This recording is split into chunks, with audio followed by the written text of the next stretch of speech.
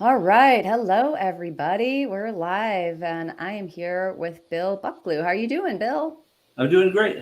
Hi, Good everybody. to be here. And Yeah, you are calling in from Wilmette. yeah. Northern suburbs of Illinois, kind of just north of Chicago along Lake Michigan. Yeah, right near Northwestern, right? Yeah, very close. Right. Yeah, exactly. Great.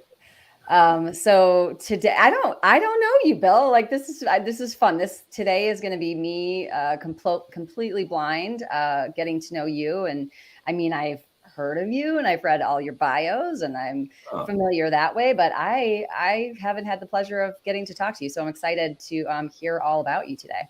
awesome. Yeah, I'm really looking forward to the discussion. So Great. great to be here.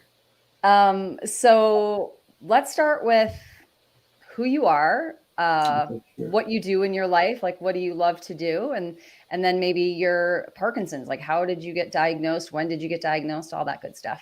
Sure. Yeah, so as you mentioned, I live here in Chicago. I've got a beautiful wife of coming up on 25 years here, and I've got two wonderful children, a daughter who's a freshman in college and a son who's a junior in high school. So wish me luck with the latter there, although he's a pretty good kid so far. Um, I retired from my career, which was in product development. I have an engineering background and worked in myriad of industries from defense to cookware. So Sure. yeah, that's another thing we could get into. I love to cook, but yeah, and I retired in 2020 and did some consulting. But I run a charitable foundation called Uncorked Adventures and try to dedicate my current time to my family and friends, and then doing what I can to help the community, whether it be raising funds for a cure or highlighting the importance of exercise or all those types of things. Oh, that's great. I think the first thing that got me excited was a very long adventure walk you did, and I was like, oh, I need to meet this guy. This is my favorite thing in the world. I love that kind of stuff. So how did you get into doing all of that, and then obviously how did it translate over to when you found out you had Yeah, I Parkinson's? can tell you the journey obviously started with Parkinson's for me, but it was kind of interesting. I had a running group at work called the Running of the Gerbils, and we used to run on treadmills, 60% of the year. And in 2005, the first run of the year, I had a tightness in my right leg, and that tightness continued, and I ended up seeking a lot of different types of medical interventions to see what it was, and was ultimately diagnosed with sciatica. And the problem just kept getting worse and worse and worse. So that went on for 7 years. And turns out it was Parkinson's related. I didn't have a tremor or anything like that was easy to diagnose or pinpoint. And with some mild degenerative disc disease with that pathology, they were like, okay, it looks like you have a nerve problem. But yeah, so then in 2012, I was diagnosed with Parkinson's.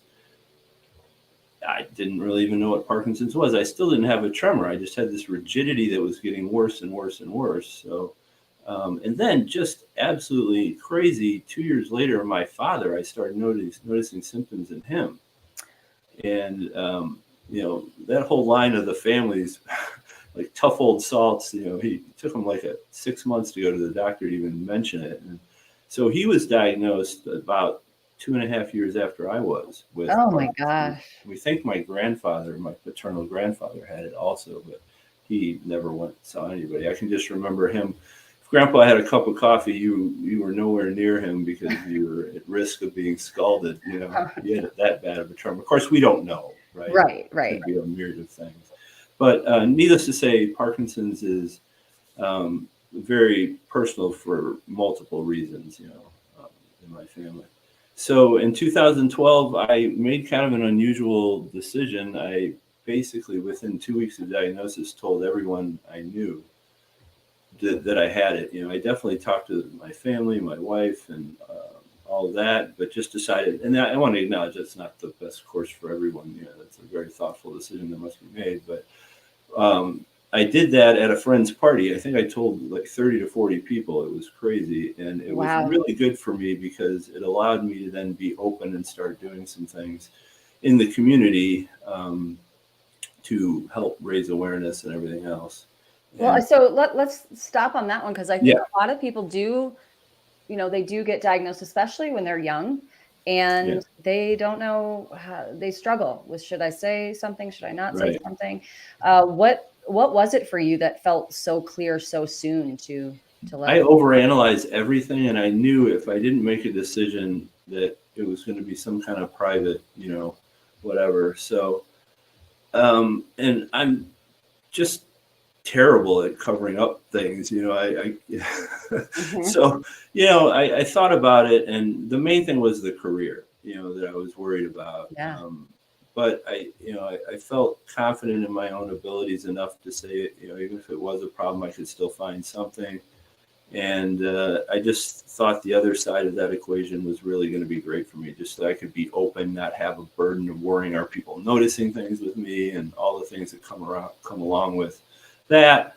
So, and my family was very supportive of it, which was. So you're at this party, the big announcement. What did you Hey, Bill, how's it going? What have you been up to? Oh, nothing much. I have Parkinson's. They're like, whoa. Yeah, Right. my poor friend party, right? But yeah, and I think just like with myself, 90% of the people didn't know what it was, maybe less than that. But Yeah. and then some people are like, oh, my grandfather has Parkinson's. They had a connection that they knew about, and the community here, the friends that we have here, were incredible.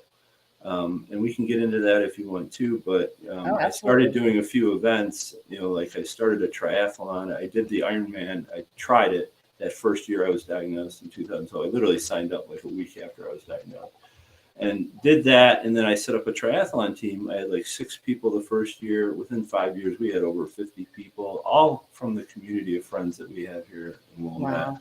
So, um, you know, by being open with my disease up front really opened me up to a world of receiving, support in a way that I never would have had I taken the other tack. So, Yeah, it's interesting. I was talking to Dr. Savika today, and at the Mayo Clinic, and we talked a lot about young onset, yeah, and that so many times younger people will get diagnosed with an orthopedic issue, right? And they end up going to all these different places and getting PT or all of these types of therapies, and it's not quite working, and it takes years and years and years, and then they're finally diagnosed with right, Parkinson's. And it's such a challenge because it is a really different disease than later onset, right? And right. And then, I don't know. I never really questioned when a doctor was telling me that we have an MRI and you have, degenerative disc disease, and it's most likely sciatica. You need to build up your core strength and all this stuff. And I'm doing that. And I'm like, God, it just wasn't working. I'm thinking, am I doing the right thing? So I was going back to PT, and I'm a terrible patient. I was traveling a lot, so I'd go 6 months without going back to the doctor. I'd be like, this isn't working. But then for whatever the excuse would be, I never got back in there. So I'm not blaming the doctor. It's just that whole continuum of life. It's yeah. hard. I'm sure if I would have focused in on solving it, I might have learned sooner, but I didn't. Yeah, and I mean, it just doesn't present the same, right? You didn't have tremor, you didn't have some of the Right, more obvious symptoms, and so they don't right, typically go to that clinical diagnosis. And right. And I Googled 5,000 times, tight leg while running, and God, millions of, it's like Parkinson's is the last thing that comes up yeah, in that scenario. So right. yeah. Okay, so you get diagnosed, you jump in head first, Mhm. and what is your sort of initial connection to the Parkinson's community? Oh, that's a really good question. I reached out to Team Fox, Hmm. and I did the Ironman. So I was diagnosed in February of 2012, and I did the September Ironman in Wisconsin as a fundraiser for Team Fox. I think I had a goal of $1,500 or something like that. I didn't really know what I was doing, but I was going to try that. Oh, and then everybody's like, "What do you can't do an Ironman?" I go, yeah, I don't know if I can or not. my friends know me. You don't know me, but I'm not super talented in a number of dimensions, including endurance sports at that point. But anyway, I did that, and I got connected to the Team Fox community, and that was pretty helpful as well, because getting connected to a few of the members, Jimmy Choi being one of them. Like a year later, he reached out to me, and it was great because no one in my network had Parkinson's that was anywhere in the kind of situation that I was in from a life perspective. Right. Yeah. Great. And so you say you didn't have a lot of endurance experience then, but you have a lot 11 years later, 12 years later. So where did that take you? Yeah, well, like everyone else, one of the first things you learn is that exercise can potentially slow the progression of the disease. And, I just being totally honest, I need some sort of external motivation to really push myself. I mean, I could get up and work out and whatever, but the type of training needed for that, my perspective on the exercise spectrum has been and still is that I try and do as much as I can without putting myself in any physical harm or whatever, like almost like you can't do too much of it. So, so I started signing up for that Ironman and did it. And I felt really good after it. And I was shocked. I think everyone was shocked actually that I was able to do it. I was working full time. I couldn't train that much either. I trained as much as I could, lunch breaks and everything else. But that put a lot of wind in my sails then to say, okay, wow. I never would have signed up for an Ironman if I hadn't had Parkinson's. And here I am with a physical disability doing something that I wouldn't have even imagined doing when I was fully ambulatory or whatever, Right. however you want to describe it. So I guess I would say I got some confidence in doing that to then branch out and do some other things. So I started running marathons, and I ran quite a few marathons, and like I had mentioned before, I think I did 13 triathlons. And then I just said, I really do have kind of this lust for life. I like to experience different things. Started just trying some other things. I climbed Mount Kilimanjaro. I did the longest ski marathon in the United States, the American Birkebeiner. Oh, yeah. I was the last one to start, and I think I was second to last to finish. It didn't snow much that year, so I couldn't train. They had a ceremony for me. I didn't realize it, but the last person to cross the start line, I had to do a shot of alcohol and take a picture with this group of people. I think it's kind of a historic thing. But I finished it, That's and amazing. yeah, and I learned a lot through that process that, you know, being open to failing. This is what was so critical to me is I didn't want to fail in front of anybody before. I didn't want to fail at all. And a lot of things I would eschew or set aside because I was afraid that I wouldn't be able to do it. But now that I have Parkinson's, I don't want to say it gives me an excuse, but it was like, I just don't care anymore. I'm okay with it. Now that's not to say I'm going to put myself in harm's way, but it opened up some doors for me to try some of these things. And then, I found out I have a pretty strong mind to stay persistent, so persistence and problem solving gets me through all this stuff. So it's been an evolution. I've learned a lot and I'm still learning, but it's been great. And through that process, I do believe, and I really do know for a fact, we can talk about it later, that exercise has slowed the progression for me quite significantly. Yeah. So in 2012, when you were initially diagnosed, did you begin medication right away, or when did that start? No, I think I started medication around 2016, Okay. 2015. So you were pretty managing pretty well with exercise and diet and those kinds of things? Yeah, I'm not. I kind of, and I don't want to use this as advice for anyone. This was just my perspective at the time. Was I didn't want to take the medication until I really felt I almost had to. So I think I waited maybe a little bit too long to do that. It was probably 2 years of discussions with my doctor where she was recommending I start taking medication. What And were that might the have things that benefited were me in some ways. Yeah. yeah, what were the things that were sort of starting to get in your way? What were the symptoms that were Well, one thing is sleep. I just have horrific problems sleeping. I average about 4 hours a night. And I used to think I was really productive until I went back and reviewed some of my late night work, and it's not too impressive. So, so I wasn't sleeping well. I'm still don't sleep very well, and that's been a big factor for me. And then just fine motor skills in general. I know everybody struggles with that, but there's nothing I can do pretty much to button the left sleeve button. in your arm?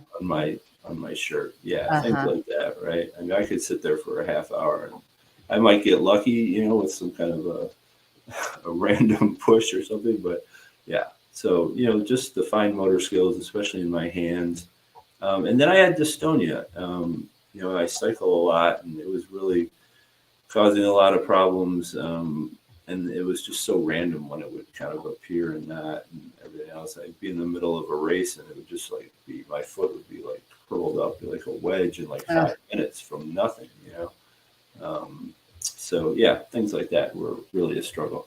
And did you just go on sort of general carbidopa levodopa, dopamine agonists, or what did you try? Yeah, so I went on three things. I went on a dopamine agonist, Azilect, and then Cinemetter, carbidopa, levodopa. That combination. And fortunately, I didn't have any of the compulsory behaviors that tend to be associated in some cases with the agonist.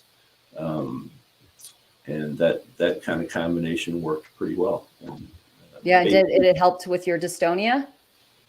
yeah, somewhat. And then stretching and just endurance around that helped a lot because what I learned was if I would continue to exercise and stretch more, it seemed to help quite a Mhm. bit. And I was someone I probably went 15 years. I never stretched a muscle, Yeah. which just terrible, but that's just how I was, And now I'm stretching every night. So yeah, Yeah, you do what you gotta do, right? right. Yeah. So your kids were how old were they when you were they still So 2012, which was 10 years ago. So basically 6 and 7 or 6 and 8. yeah. And what was it like for them? I mean, how did you tell them right away? And what are Yeah.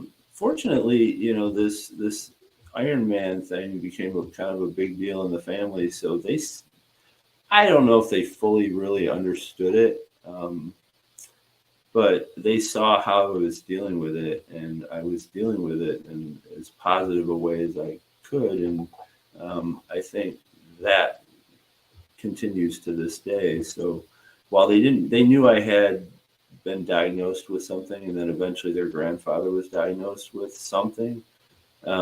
They didn't see it day to day, really. I don't think. Yeah. Mhm. And now there's no mercy. I'll play my son in ping pong, and he'll smack a ball and hit me in the eye with it, and he won't even apologize. So, Yeah. there's no delicacy around my situation here at home, and I like it that way. So, Yeah. yeah. Yeah, that's Yeah. great. So what was work like? Where were the places when you were working that felt like maybe they were compromised or was it Yeah, I can tell you a funny story. So I have traveled to Asia so many times I've lost track, probably 60 trips. wow. So I'd set up manufacturing sites and ran organizations there. And it's a traditional custom in China that the guest is served first. So I was, this happened many, many times. But, chopsticks in Asia, the fancier chopsticks tend to be of a very smooth material, and there'll be this group of like 30 people at dinner, this massive lazy Susan, and they'll set a dish down, the first dish, and I know what's coming. They're rotating it over to me, and I'm looking at it to see what it is because I'm not sure I'm going to be able to lift it out with the Oh, chopsticks. yeah. And then I learned what fork was. I've forgotten now, but I learned what fork was because multiple times the staff at the restaurant were asking the owner if they needed to bring me a fork, and of course the person I'm having dinner with doesn't want to insult me, and I probably do secretly want a fork, but then Right. I'm up for the challenge, and then you're reaching out there, and by then I had a tremor somewhat, right? And sometimes I'd be successful, and sometimes I'd drop it in my water, but Yeah, so that's the funny side of it. But yeah, I mean, anybody who has Parkinson's knows you have good days and bad days, and um, I mean that's when you're traveling, especially with work, it's even harder, especially in time zones that are almost completely opposite to the ones you're Yeah. in. Um, so it can take me a half hour to get out of bed some mornings, and it takes me forever to get ready. It's just, and I'm terrible at adjusting my time schedules to accommodate that. So I'm still on my old time schedule to get ready, but it takes me twice as long and whatever. And then typing became a problem, Mm. keyboards. And I started voice transcription. We all know how well that works. Sometimes great, sometimes not. So, but just keep adapting to these things as they come up and try and mitigate them as much as possible. And then I would just continue to exercise no matter where I was in the world. I would get up and go running or bicycling or hit the gym or whatever, and try and build that in as a routine to help offset it, as much Yeah. as possible. Yeah. Wow. Well, that's a lot. And so 2020, almost, well, 2+ years ago, you decided to retire. Yeah. So I retired. I did a little bit of consulting and then really settled in to focus more on the charitable organization that we're running, and just getting more involved in the community and trying to bring groups. One of the main things I like to try and focus on is just bringing people together to work together as teams in general. Yeah. And, and then continue these kind of tough challenges. I just want to keep challenging myself because um, I just think the human potential is just incredible.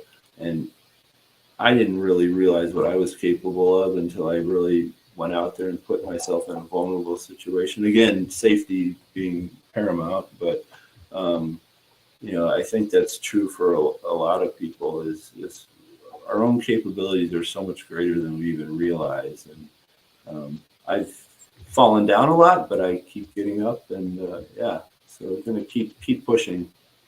Yeah. So So let's talk about Uncorked Adventures. yeah. How does it work? Well, our first event, which was one that you alluded to, basically I put together a board of directors of people in my community. Um, some had relatives with Parkinson's and some do not. And our whole intent was not to create another organization for organization's sake, but Yeah. to create an organization to run events to raise awareness and funds. So, our whole kind of motto is to help people live better with Parkinson's while we work together to find a cure.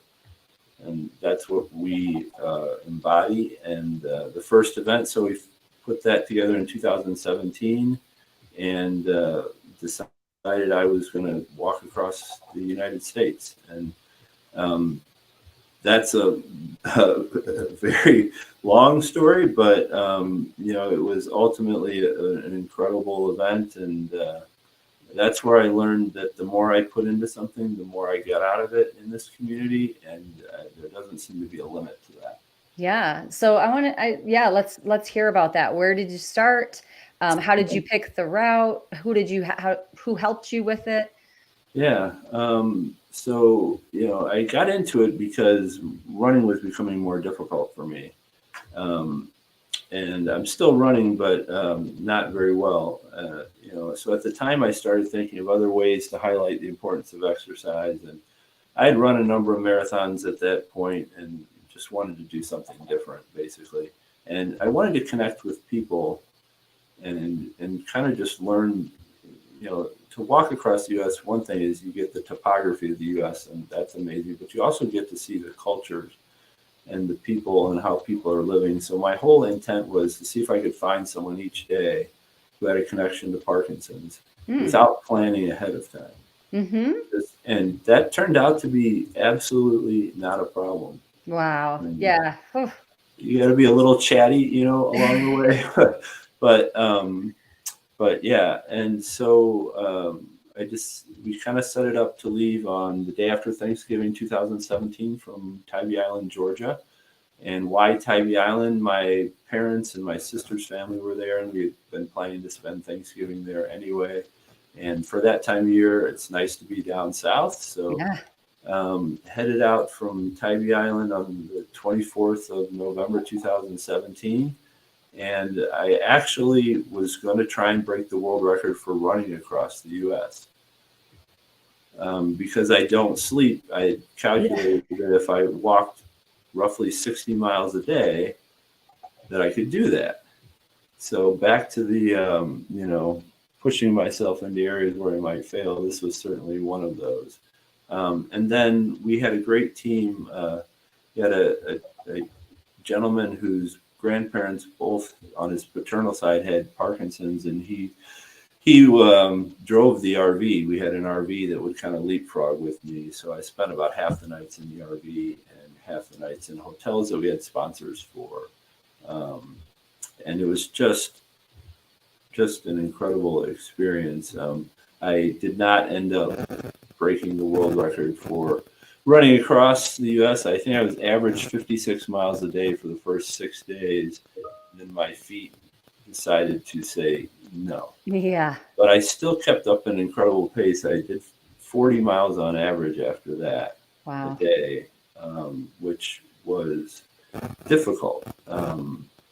But ultimately very rewarding. And every day we found someone connected to Parkinson's. Had hundreds of people come out and walk with me. Yeah, I was just gonna say. So did Day, you night. kind of let people track you and they just showed up? Yeah, we were real-time trackable. I mean, it was just so funny. I was on the phone like a year later with a rep at American Airlines, and she's like, did you walk across America? I was like, yeah. She's like, my daughter was following you every day. I was like, wow. Oh, I had wow. no idea, in some cases. But, we ended up raising well over $100,000 on small donations, and we're on the Today Show a few times. So we raised some incredible awareness with that as well.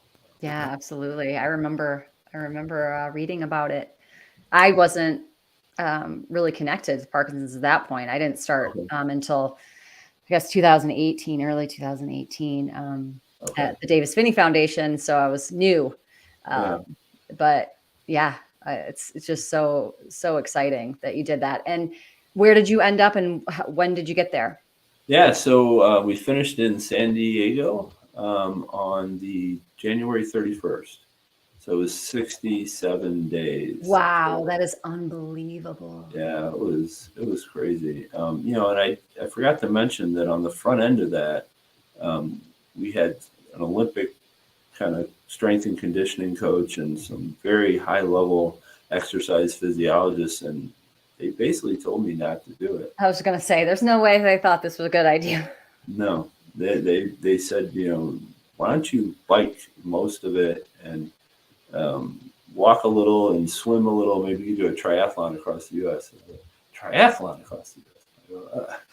I don't know. Although I almost had to swim across the Mississippi River, it turns out. That's another story.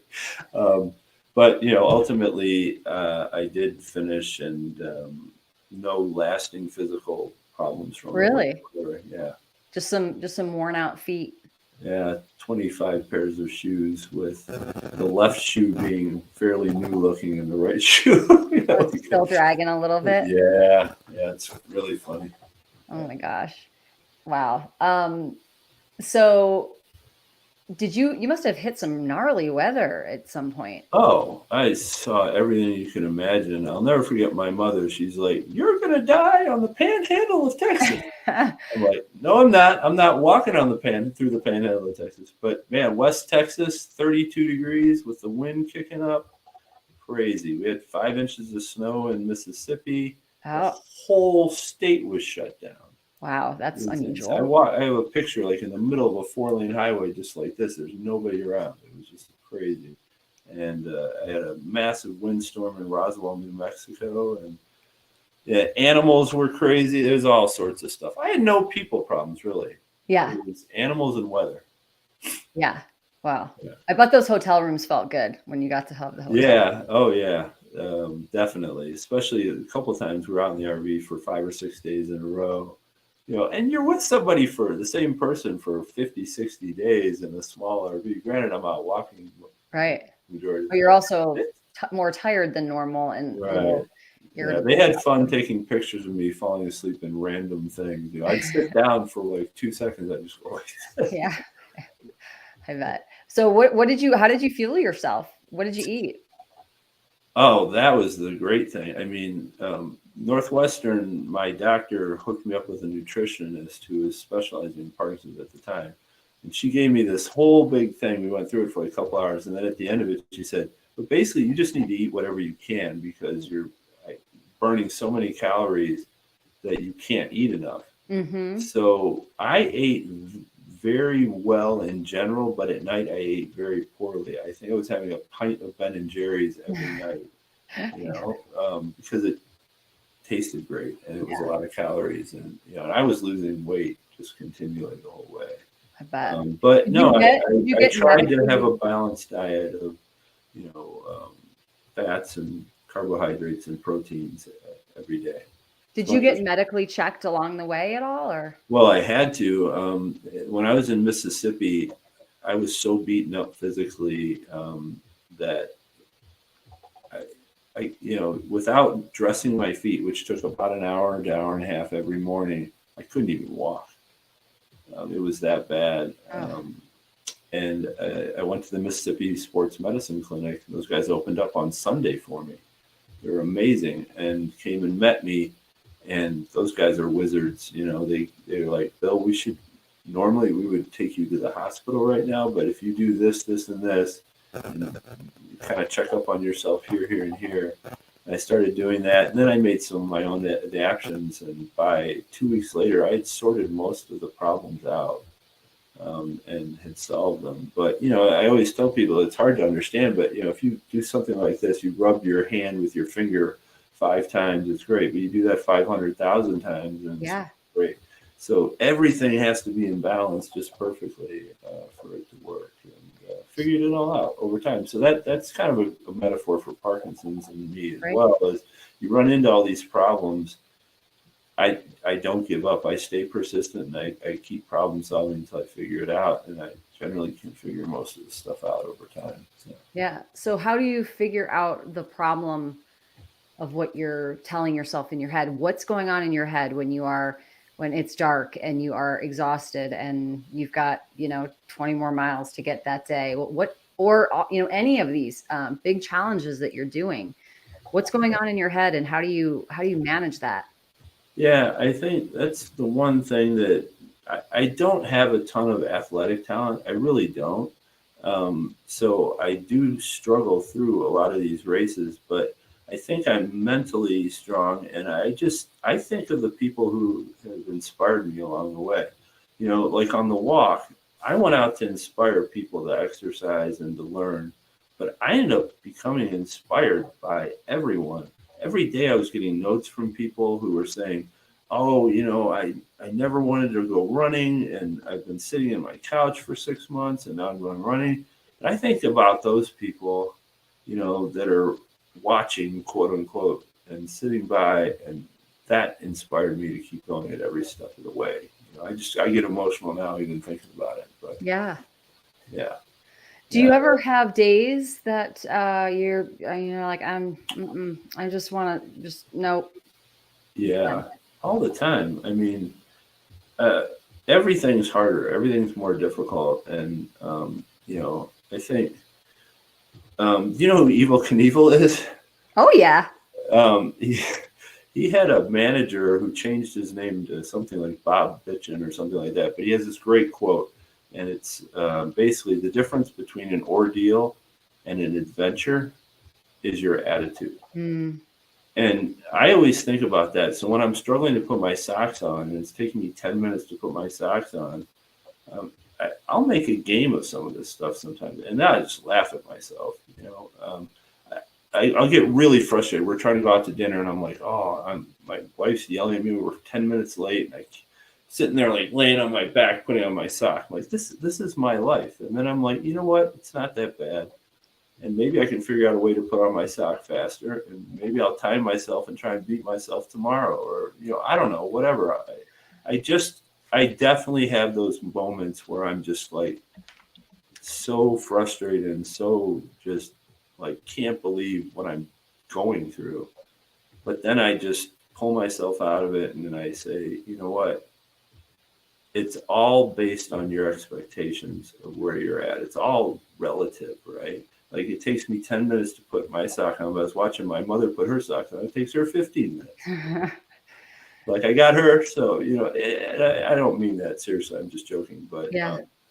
it's all how you view it. And as long as I can continue to modify my expectations to be realistic for the world I live in and my abilities within that world, then I don't see how you can become disenfranchised. Yeah. Because you're right sizing things continually. Yeah. So it takes me 40 minutes to get ready. It's just the reality, and I just got to do a better job of planning it. Right. Wish So, we could bottle that, because that is what really, stops so many people. It's right, the feeling of agreeing with the feeling that you're too tired to do something, or that right, it's going to be too much, or too hard. And I certainly right, don't know. I'm sitting here healthy and I don't have Parkinson's, right, but I've talked to enough people with Parkinson's who, like you said, you have those days you don't want to do it, and right, it makes a huge difference. So when we talk about exercise, granted, you've done just incredible things, endurance events, lots right, of different types of exercise, but when you're not in that, when you're either not training for something gigantic or right. already on an adventure, do you notice the difference between how you feel when you're really ramping up your exercise versus just sort of a general day to day? And what does your general day to day look like? Yeah, and I'll give you a really good example of that. I just want to say one more thing relative to what we were saying before. And, it is frustrating and it can really get you down. But I've been just inherently trying all these different things. And everything I've focused my energy on, I've been able to accomplish with the exception of a couple things. Like, just to give you an idea, I started playing ping pong, started playing golf a little bit more. I've been focused on golf, and despite my physical challenges, if I focus on golf and focus on just driving the ball for a couple weeks, I can get better at it. It's not like everything is getting worse. It's where I Mhm. focus my energy. Now, I've been trying to play the guitar for about a year because my second grade guitar teacher told me to stop playing, basically. And I'm not making good progress on that, but I'm making progress elsewhere. So, just a thought of, if there's things that people are frustrated with and there's areas of things that they would like to learn or try, my expectation is if you put your energy into one or two things, you're going to find something that you really enjoy. You're going to be able to improve your acumen at it, whatever it may be, and that can be rewarding in itself and can help you keep going. Um, yeah, so sorry, I just wanted to mention that Yeah, because no, that's absolutely. I been love it. very helpful for me. Yeah. And then on your other question, can you repeat Sure. exactly what you Yeah. meant? So, what is it like if you're training for something really hard Oh, right. for day Yeah, to day? yeah, yeah. So it's really kind of a strange circumstance, but I mentioned this to you when we were talking before the discussion that I had a pretty severe injury in March of 2020. I tore the quadricep off my left knee, which is a very rare injury. I think 3,000 to 4,000 people a year in the U.S. have it, kind of thing. It's very rare, and it's very serious, and it's very severe, and it's time to recover. It's like a 7 to 10 month recovery period. How So, did you do it? well, my leg was locked straight, and I was in like a cast for first 8 weeks or whatever it I mean, was. how did it just, were you, Oh, a terrible story. So I was partnering with a group in the Berto Center here, which is the Old Bulls Training Center. And I had a friend coming for lunch, and I was dribbling a ball with him, giving him a tour of the center. He made kind of a move, and I used to play basketball. So I instinctively said, "Oh, yeah." So I went left, I faked left, I spun around, I went to shoot, and I just collapsed on the ground, oh, just popped that quick. And it was so bizarre. I thought he hit, it felt like somebody hit me. It was that loud and palpable. oh, Yeah, so then I'm laying there and I'm looking up and I see this big curtain with Michael Jordan and Scottie Pippen, and there's Bill Buckley laying on the ground with a basketball rolling into the corner. It was like, couldn't pick a worse aesthetic for it. But the crazy thing was I couldn't exercise really. I decided to learn the speed bag, and I was able to do that and do some things, some ropes with my hands, but not to the cardiovascular level I was doing before. And I'm not going to get into this, it's a long story, but I had started a clinical trial at Northwestern. But the thing that's relevant is I was given this system that measures the UPDRS scores through a fob that fits on your finger and your foot. And I was taking those measurements every day, basically because I was bored and I had, I was interested in seeing how my own progression was. My scores went down terribly, like 35%. Wow. In 5 months or whatever it was. And then I started intensely exercising again. In 7.5 weeks, I was able to crawl those scores back to where they were before I started. So I am 100% confident in my case that exercise has a huge, huge impact on the progression of the disease for me. Right. No question about it. So yeah, so with that knowledge and everything else, it's a no-brainer. I'm up every day. I exercise every day, and I have a lot of problems doing that. So what I found is, if I'm on the treadmill and I've got a problem with my foot or dystonia, I'll literally stop and I'll go on the bicycle, and I'll do the bicycle. It's not great, I'll do 10 minutes on the treadmill, then I'll do the bicycle for 15 minutes, and I'll have a problem on the bike, and I'll go do the elliptical, and whatever. I just keep going. If I have a problem with the elliptical, then I'll go walk or whatever. I just have learned that you really need to stay flexible within your abilities and be open to those changes. Right. So what is next for you for Uncorked Adventures? What's the next big adventure? Yeah, we're currently looking for a boat, and this is the second year. So I want to do a relay swim across Lake Michigan, unsupported for the channel rules, which would be 6 people with Parkinson's swimming a relay across 62 miles of cold water in August. But turns out the boat may be more difficult to find than completing the swim. So if anybody seeing this has a boat that can go 1.8 miles an hour for 40 hours straight, give me a call. I would really appreciate it. Or if you happen to have a commercial tugboat in your backyard, I'll take that too. So we're going to do that. I helped to put together a team last year. We called them Team Synapse, and we did a 208-mile relay through the Blue Ridge Mountains, finished with about 3.5 minutes left. And it was one of the most rewarding things. It was a team of 12 people with Parkinson's, and we had one alternate, and it was incredible. And everyone has come back and said they would like to do something similar again this year. So we're looking at that. Where did you start and end? Yeah, so it starts in Virginia and Blue Ridge Parkway and ended in Asheville, North Carolina. Yeah, that's home to me, so I'm very. Oh, really? Oh, it's still. I've been to Asheville, but I've never been through the Blue Ridge Parkway. Yeah, Virginia. Aside from the little pack of little dogs that attacked me, everything else was just wonderful. It was just beautiful. So, that's really nice. And then just some one-offs. I started in 2019 doing all the world major marathons, and hopefully Tokyo will let us get into Japan this year and finish that in March. So nice. That's the slate of adventure for this year. That is great. Well, we will for sure tell everybody where to find Uncorked Adventures and find out what you're doing and see if they can maybe hop onto something. It sounds like you're doing a lot of fun work. I'm definitely going to keep my eye out for any of these more, go across the United States or go wherever, go from north to south or whatever it is. I want to look for it.